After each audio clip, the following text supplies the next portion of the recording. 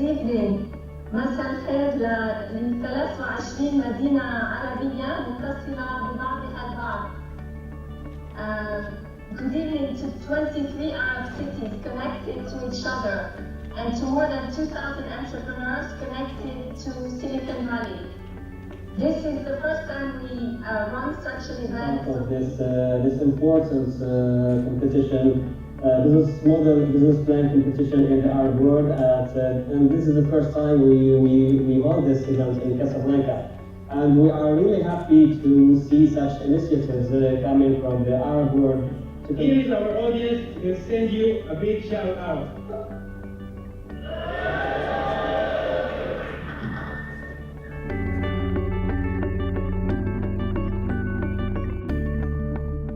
Money follows success. Success does not follow money.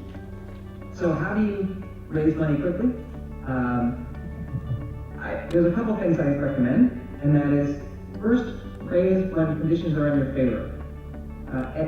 Obviously, that's obvious, but we do it a little bit differently. With DirectHit, we actually raised our Series B just before we closed the deal with America Online, and our Series C just before we closed the deal with Microsoft. And I approached investors and I said, we are about to close this big deal, and our valuation is going to go up next week.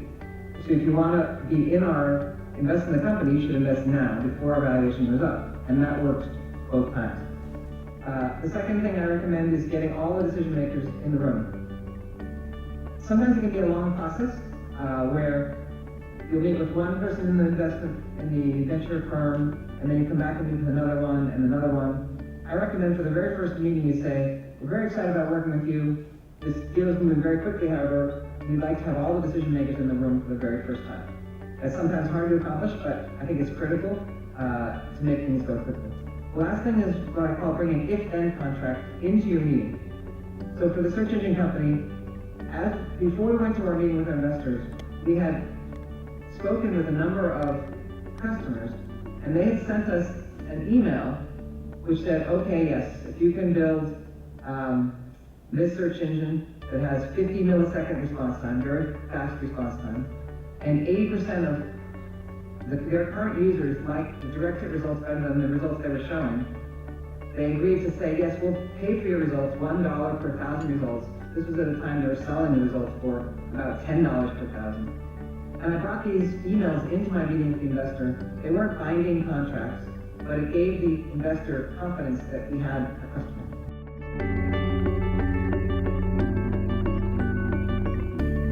Also, building and growing a business depends on attracting and working with the best people in the industry. They'll be more talented than you are. So leaving your ego at the door is also about giving your team center stage and supporting them in the background.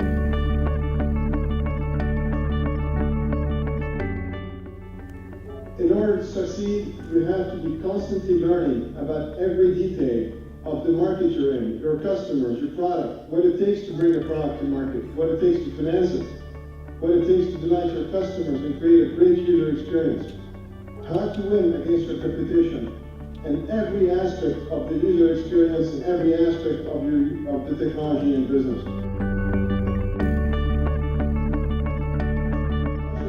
You need to embrace risk-taking. Accept failures. Failures are okay. The key is to try many things, fail early, fail fast, and weed out the bad ideas early.